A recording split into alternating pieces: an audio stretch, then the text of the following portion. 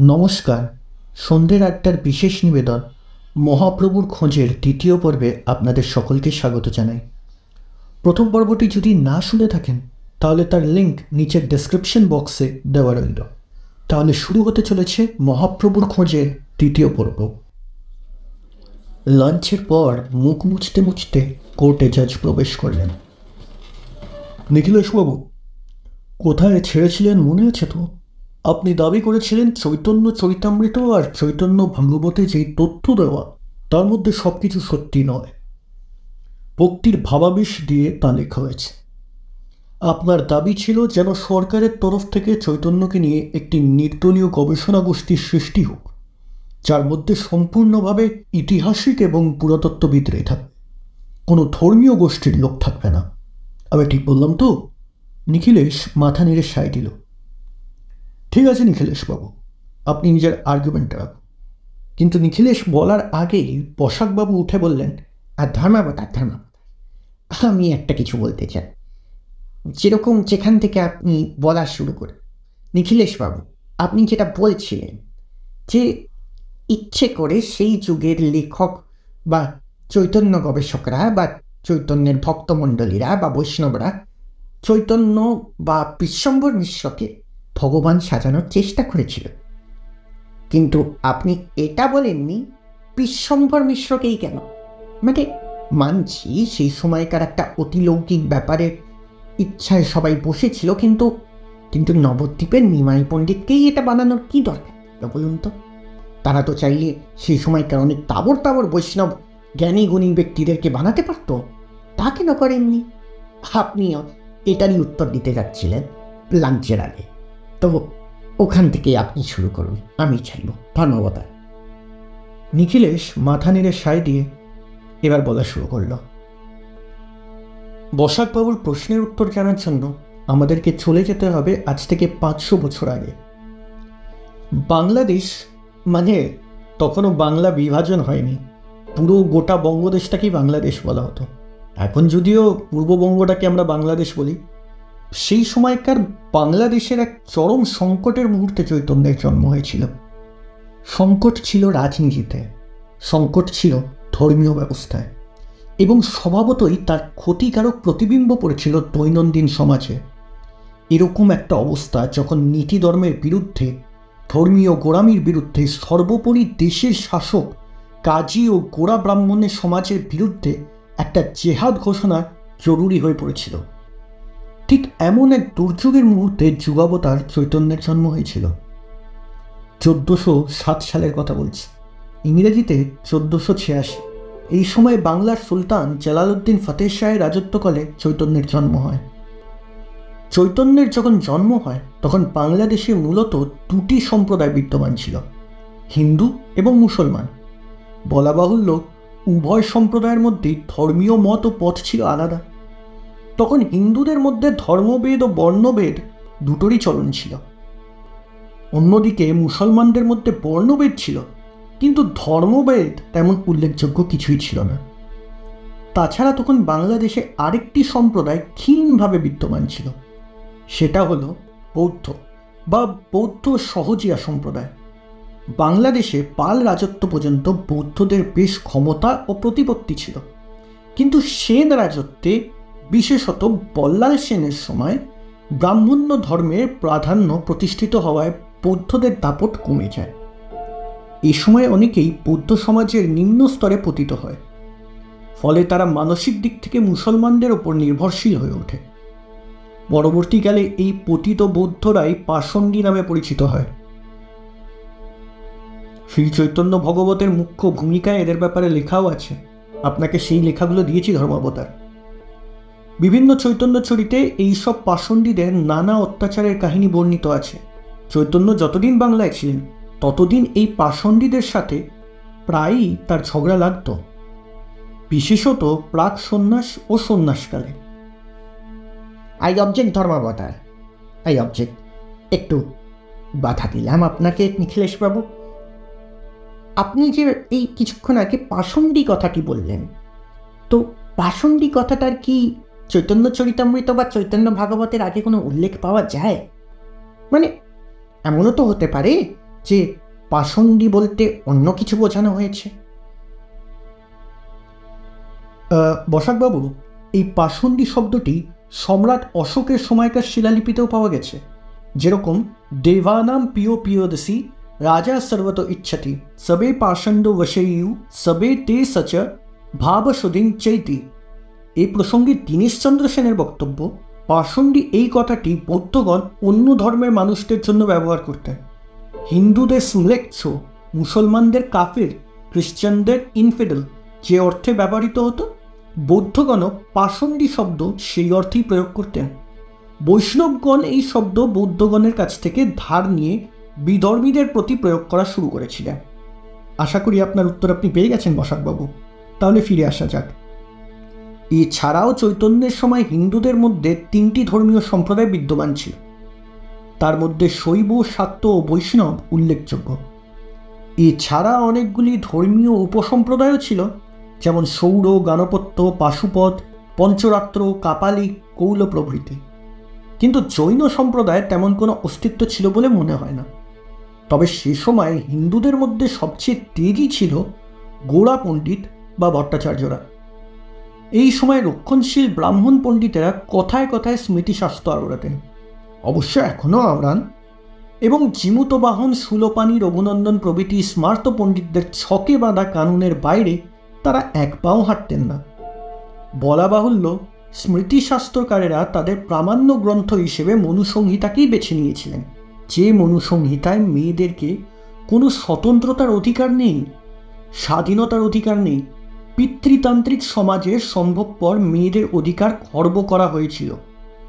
মনু ও অন্যান্য সংহিতায় এই কথাই বলা হয়েছে।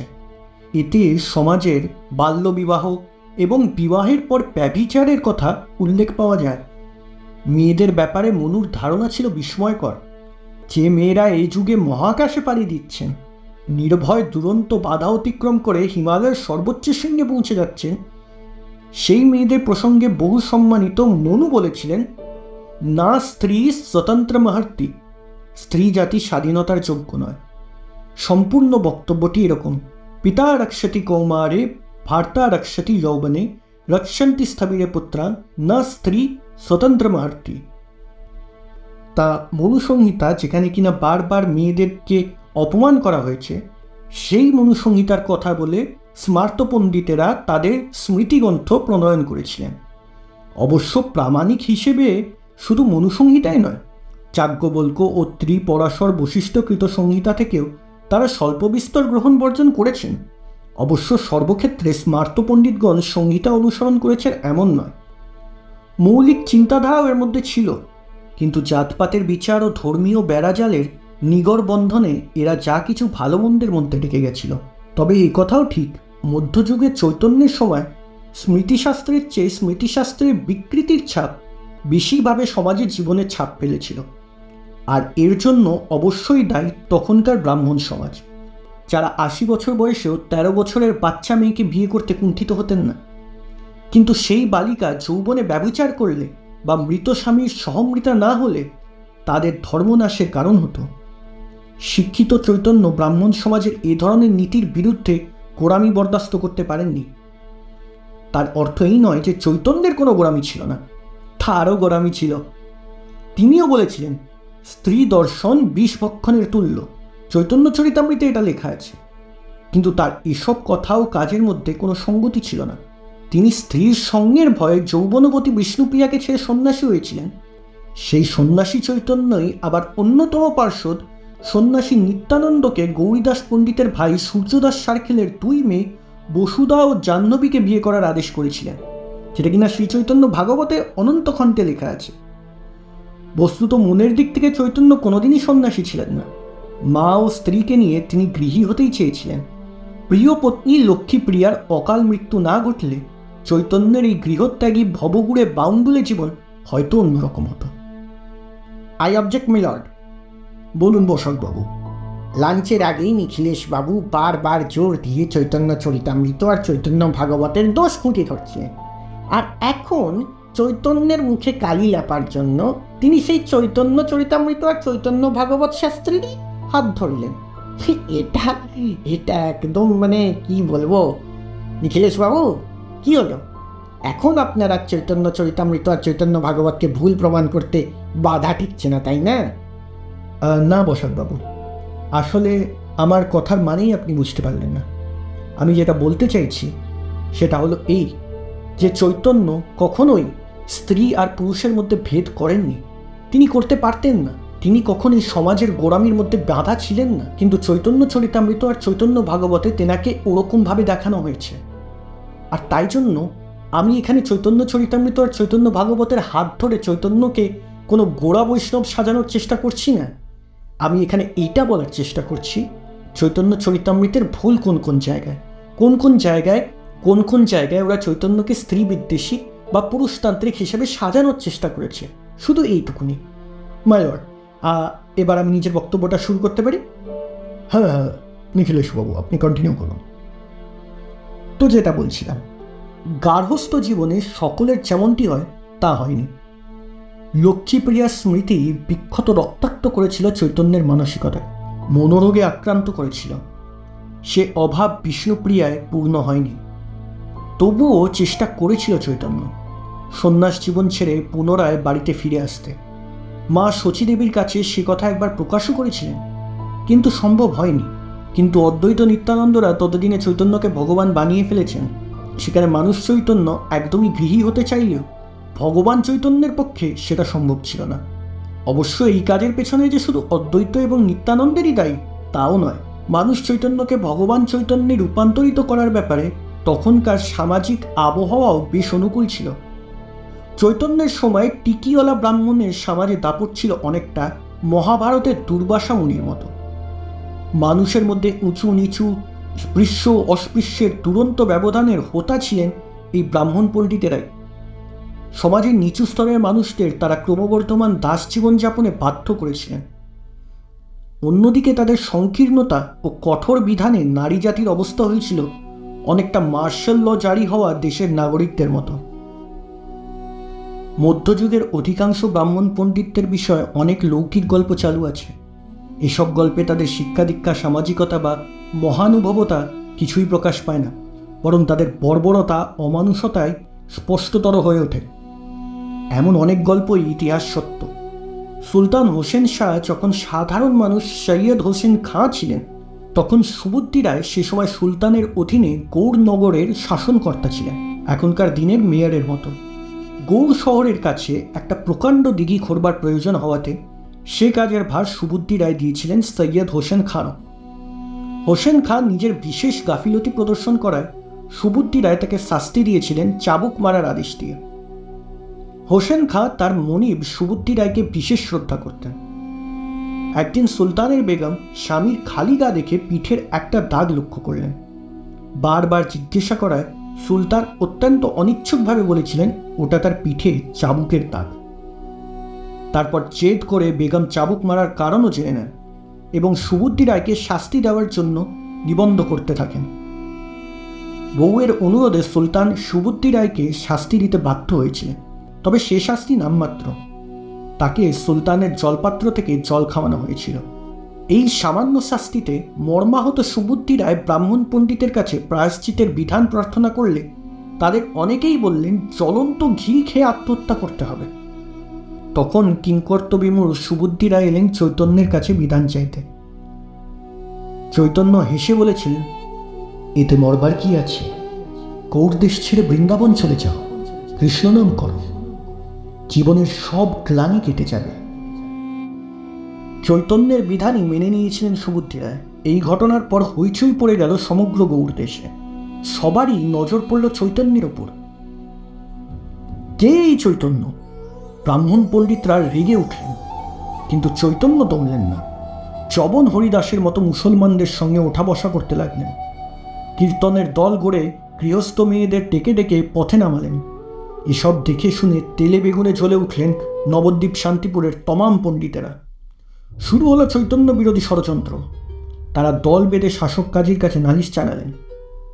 এদিকে চৈতন্যের নতুন দল পাকানো দেখে কাজী, যার আসল নাম মৌলানা সিরাজউদ্দিন কাজী, ভয়ও পেয়ে গেছিলেন বেশ।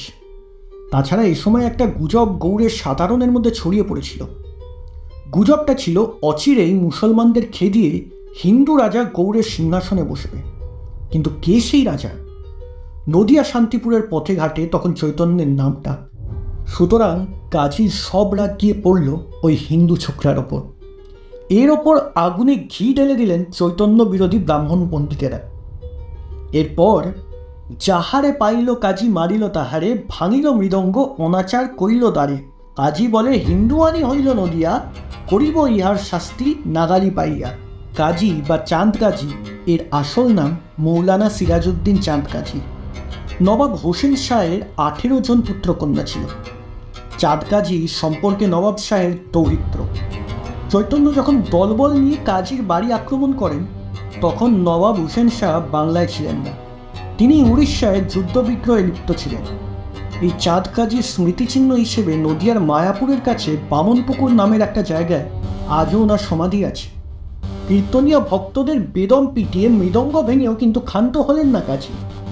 এরপর বৈষ্ণব ভক্তদের তিনি হুঁশিয়ারি দিয়ে বললেন, কেহ কীর্তন না করিও সকল নগরে, আজই আমি ক্ষমা করি যাইতেছি ঘরে। আর যদি কীর্তন করিতে লাগি পাইনু, সর্বস্ব দণ্ডিয়া তার জাতি যে লইল। চৈতন্য চরিতামৃতের আদি পর্ব 17 পরিচ্ছেদ। এরপর চৈতন্যের শিষ্য প্রশিষ্যরা কাঁদতে কাঁদতে চৈতন্যর কাছে হাজির হলেন। ইনিয়ে বিনিয়ে জবন কাজীর অত্যাচারের কথা বললেন। ফাইটাল ক্লু হিসেবে ভাঙা মৃদঙ্গ দেখালেন, মারের দাগ দেখালেন। সব দেখে শুনে মুহূর্তে তেলে বেগুনে জ্বলে উঠলেন যুবক চৈতন্য। তখনই রেগে গিয়ে দলবল নিয়ে বেরিয়ে পড়লেন কাজীকে সায়স্তা করতে। ক্রমে সন্ধ্যা হয়ে এলো। চৈতন্য বিরাট এক মিছিল নিয়ে খোল করতাল বাজাতে বাজাতে দ্রুত এগিয়ে চলছেন কাজীর বাড়ির দিকে। কাজীর ইনফরমাররা খবরটা আগে ভাগেই পৌঁছে দিল কাজীর কানে। ভয় পেয়ে কাজী লুকিয়ে পড়ল ঘরের মধ্যে। বাড়ির দরজা জানলা ফটক সব বন্ধ করে দিল। এক সময় মিছিল এসে পড়ল কাজীর বাড়ির সামনে। সম্ভবত এই মিছিলেই নবদ্বীপ শান্তিপুর অঞ্চলের 2 কুখ্যাত গুন্ডা জগাই বাঁধাইও ছিল, থাকাটাই সম্ভব, কেননা এর আগে এই 2টি গুন্ডাকে চৈতন্য হাত করে নিয়েছিলেন। কাজীর ঘরদোর বন্ধ দেখে চৈতন্য আরও খেপে গেলেন। তথাপি কাজীর ঘর খোলার নাম নেই। আরও খেপে গেলেন চৈতন্য। এবার হুকুম করলেন ভক্তদের কাজীর ঘরের বন্ধ দরজা ভেঙে ফেলার জন্য। ভক্তরাও এমনটিই করলেন। দল নেতার হুকুম মাত্র তারা রেড়ে করে ছুটে গেলেন বন্ধ দরজার দিকে। দমাদম লাথি চলতে লাগলো দরজার উপর। বুদ্ধ জনতার লাথির পর খুব তাড়াতাড়ি দরজাটা ভেঙে পড়ল। এদিকে মিছিলের আরেক দল ততক্ষণে কাজীর সুন্দর করে সাজানো ফল ফুলের বাগান তছনছ করতে শুরু করে দিয়েছে। কাঁঠাল প্রভৃতি ফলের গাছ মোটামোট ভেঙে ফেলেছে আর উল্লাসে চেঁচিয়ে উঠছে হরিবোল হরিবোল বলে। আরেক দল হামলা চালাচ্ছে ফুলের বাগানে। ফুল ভর্তি গাছগুলো তারা শিকড় শুদ্ধ উপড়ে ফেলছে। সেই সঙ্গে ডালপালা ফুল দুহাতে ছিঁড়ছে। ফুলের বাগান, ফলের বাগান, ঘরের দরজা জানলা বৈঠকখানা যখন তছনছ, তখন চৈতন্য হুকুম দিলেন কাজীর ভেতরের ঘরে আগুন লাগিয়ে দিতে। অবস্থা বেগতিক দেখে অদ্বৈত নিত্যানন্দ প্রভৃতি কয়েকজন প্রবীণ ও বয়োজ্যেষ্ঠ এগিয়ে গেলেন চৈতন্যর কাছে। তারা চৈতন্যকে নিরস্ত হতে উপদেশ দিলেন। বললেন, দেখো, ঘরে আগুন টাগুন দেওয়া ঠিক হবে না। কাজীকে যথেষ্ট শাস্তি দেওয়া হচ্ছে, আর নয়, এবার বাড়ি চলো। এসব হামলাবাজিতে চৈতন্য বেশ ক্লান্ত হয়ে পড়েছিলেন, বেশ চেষ্টাও পেয়েছিল। শ্রীধর নামে এক গরিব ভক্তের বাড়িতে একটা লোহার ভাঙা কড়াই ছিল, তাতে বেশ খানিকটা বৃষ্টির জল জমেছিল। তৃষ্ণার্ত চৈতন্য ঠকঠক করে সেটাই গিলে ফেললেন। দেখা যাচ্ছে এই শাসক কাজীর ওপর চড়াও হওয়ার পর ধর্মীয় নেতা হবার ক্ষেত্রে চৈতন্যের পথটি বেশ পরিষ্কার হয়ে গেছিল। ওদিকে চৈতন্য বিরোধী ব্রাহ্মণ পণ্ডিতরাও বেশ ঘাবড়ে গেলেন। দমে গেল চৈতন্য ঘর বিরোধী বৌদ্ধ পাষণ্ডীরাও। কাজীর বিরুদ্ধে সমাজ কর্ণধার ব্রাহ্মণ পণ্ডিতদের বিরুদ্ধে, বৌদ্ধ সহজিয়া ও তান্ত্রিকদের বিরুদ্ধে, এই 3 পাহাড় প্রমাণ শক্তির বিরুদ্ধে চৈতন্যের জেহাদ ও অভূতপূর্ব জয় তৎকালীন সমাজ জীবনে গভীরভাবে আলোড়ন করে তুলেছিল। স্বাভাবিক কারণেই চৈতন্যের সম্পর্কে একটা চাপা কৌতূহল জেগে উঠল সাধারণ মানুষের মনে। কে এই অপূর্বকান্তি যুবক?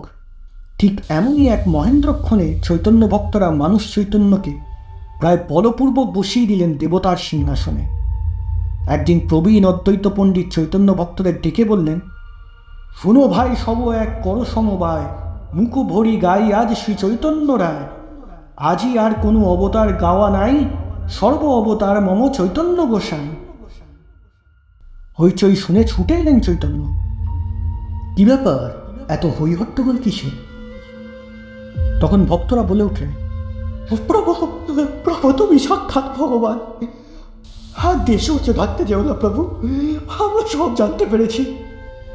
এই বলে ভক্তরা সাক্ষাতে গান সবে চৈতন্য বিজয় শুরু করল। ভক্তদের মুখ দেখে চৈতন্য বেশ লজ্জায় পড়ে গেলেন। এই আবার কিরকম কথা? মানুষ কখনো ভগবান হয়? না না, আমার কীর্তন না করে তোমরা সবাই কৃষ্ণের নাম কীর্তন করো। তিনিই সব, তিনিই মহাবিশ্বের জগৎকর্তা। তোমরা সেই ভগবান কৃষ্ণের নাম গান করো। কিন্তু ভক্তরা প্রভুর কোনো কথাই শুনতে রাজি নন।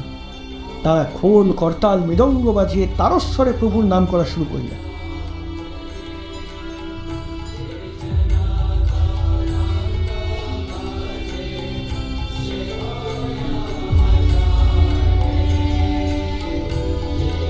কিন্তু খোল করতাল মৃদঙ্গ খঞ্জনী আর উত্তম নৃত্যের মাঝে প্রভুর কথা কারুর কানে গেল না।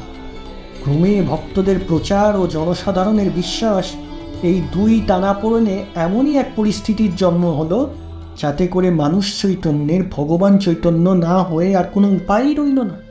এমনকি জননী শচীদেবীও একদিন দুষ্টু নিমাইকে ভগবানের আসনে অভিষিক্ত করে বসলেন। তাম্বল ভক্ষণ করি বসিলা সিংহাসনে, শচীদেবী আইলেন মালিনীর সনে। পঞ্চদীপ জ্বালিতেও আরত্রি করিল, মন্ত্র করি শিরে থান দুর্বা দিল। পদকল্পতরুর পদ এটা। ঠিক এই সময় অদ্বৈত আচার্য একটা চমকপ্রদ কর্ম করে বসলেন। তিনি তুলসী পাতায় কিছুটা চন্দন নিয়ে নিজের থেকে ছোট নিমাইয়ের পায়ে লাগিয়ে দিলেন। এরপর চৈতন্যের আর ভগবান না হয়ে কোনো গতান্তরই রইল না। এখনও এই আল্ট্রা মডার্ন বিংশ শতাব্দীর অন্তিম পাদেও কোনো গাছের নিচে নুড়ি বসিয়ে দিলে মানুষ মাথা নয়। আর আজ থেকে 500 বছর আগে এক চরম ধর্মান্ধতার যুগে কোনো মানুষের পায়ে চন্দন তুলসী দিয়ে পুজো করলে সে চৈতন্য না হয়ে জগাই মাদাইয়ের মতো মাধ্যপ্য হলেও তার ভগবান প্রাপ্তিই হতো। কিন্তু ভুল করলেন মা শচীদেবী। একান্ত আপন স্নেহের পুত্তলী নিমাইকে তিনি সর্বজনীন অবতার আসনে বসিয়ে সন্তানের প্রতি মায়ের ন্যূনতম অধিকারটুকুও অজান্তেই হারিয়ে ফেলেন। এরপর ভগবান শ্রী চৈতন্যের গৃহত্যাগকালে মানুষ চৈতন্যকে মাতার বাধা দেবার তো আর কোনো পথই রইল না। ক্রমে এইভাবেই নিজের বাড়িতেই নিজের বাড়ির পরিবেশটুকুও ছিন্ন হয়ে গেল চৈতন্যর জীবন থেকে। ঘরের বাইরে সর্বত্রই হয়ে উঠলেন ঈশ্বরের অবতার। মানুষের জীবনে এ এক নির্মম ট্র্যাজেডি। অন্তত শ্রী বিষ্ণুপ্রিয়াও যদি মানুষ চৈতন্যকে প্রেম দিয়ে অনুরাগ দিয়ে ভুলিয়ে রাখতেন, তাহলে ভগবান চৈতন্যের সাধ্য ছিল না অত সহজে পথে নামা। তাও হয়নি। প্রথমে স্ত্রী লক্ষ্মীপ্রিয়ার স্মৃতি বিক্ষত বুকের জ্বালা নিয়ে যখনই বিষ্ণুপ্রিয়ার কাছে গেছেন, তখন স্ত্রীর কাছে প্রেমের পরিবর্তে ভক্তির পুষ্পাঞ্জলি পেয়েছেন চৈতন্য। এ ফুলে হয়তো ভগবান তুষ্ট হয়, কিন্তু মানুষ তুষ্ট হতে পারে না। মানুষ চৈতন্যের ভগবান চৈতন্যে রূপান্তরিত হবার ক্ষেত্রে এটাই সম্ভবত প্রশস্ত পরিবেশ ছিল। ধর্মাবতার, যদি আমাকে একটু বলতে বলে। বসাকবাবু এবার উঠে দাঁড়ালেন। বাঙালি, বাংলা তথা আসমুদ্র হিমাচল ভারতবাসীর কাছে অবতারের স্বীকৃতি পেয়েছেন চৈতন্য। জনমনে কোথাও তিনি ঈশ্বর সাদৃশ্য, আবার কোথাও স্বয়ং ঈশ্বর। জন্মগ্রহণের 5 শতাধিক বছর পরেও লোকায়ত জনজীবনে তিনি একই আসনে আসেন। তার জীবনচরিতে যা কিছু অলৌকিক, আদিদৈবিক, সবই আজ লৌকিক বলে স্বীকৃত। কিন্তু কেন?